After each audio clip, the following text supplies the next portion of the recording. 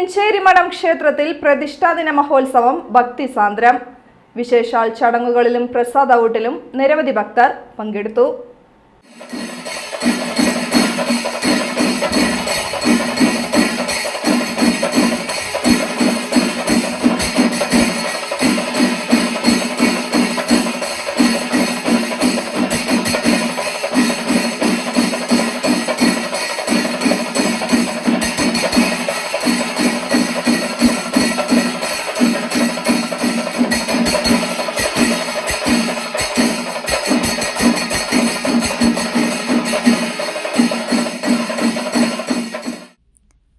നിരവധി വർഷത്തോളം പഴക്കവും പാരമ്പര്യവുമുള്ള ശിവനും വിഷ്ണുവിനും തുല്യ പ്രാധാന്യത്തിൽ പ്രതിഷ്ഠയുള്ള പെരിഞ്ചേരിമഠം ക്ഷേത്രത്തിലെ പ്രതിഷ്ഠാദിന മഹോത്സവം വിവിധ ചടങ്ങുകളോടെയാണ് ആഘോഷിച്ചത്.